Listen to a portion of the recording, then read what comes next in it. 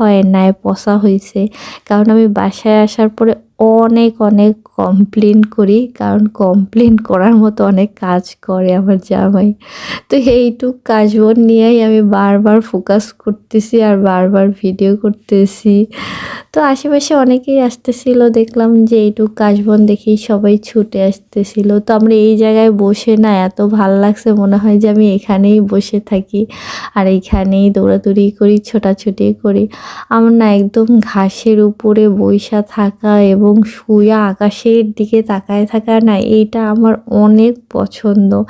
আমার মনে হয় যে আমি যদি এটা সবসময় করতে পারতাম, আমার বাসার সামনে এরকম একটা ছোটোখাটো মাঠ থাকতো, আমি একদম শুয়ে বসে থাকতে পারতাম, তাইলে খুবই ভাল লাগতো। তো আজকে একটা ব্যাড বাসের দিন বললাম, কারণ এখান থেকে বের হওয়ার পরে আমার আর আমার হাজব্যান্ডের ইচ্ছা ছিল যে নতুন একটা রেস্টুরেন্ট হয়েছে ওইটায় যাব। আমার হাজব্যান্ড প্রথমে বলছিল যে দূরে কোথাও চলো, তো আমি বলছি না, দূরে যাব না, কারণ আমি এই রেস্টুরেন্টেই আসবো।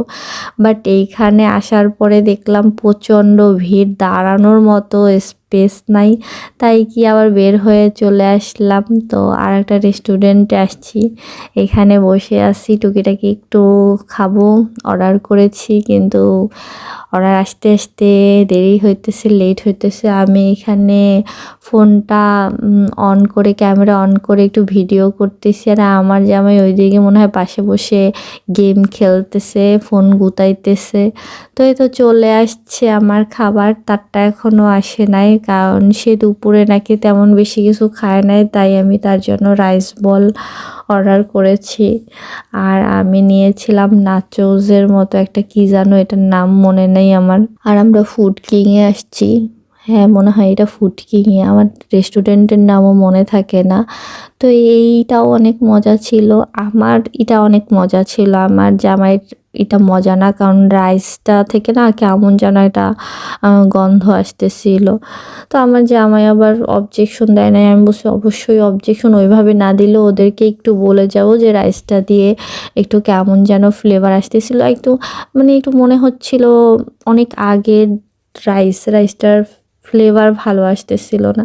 তারপর কি খাওয়া দাওয়া করে আমাকে আমার জামাই নামায় দিয়ে যাবে, এর ভিতরেই তার বাইকের কি যেন প্রবলেম হয়েছে, আমাকে রিক্সায় উঠাই দিল, তারপরে আবার রিক্সা। তো এক তো রেস্টুরেন্টে যেটা যাবো সেটাই যাইতে পারি নাই, বাইকে সেটাও প্রবলেম, একাই যাইতে হইতেছে। তবে অনেক দিন পরে রাত্রবেলা রিক্সায় যাওয়ার মজাই আলাদা। তো সব মিলায় জিলায় ইটস ওকে। তো আল্লাহ হাফেজ।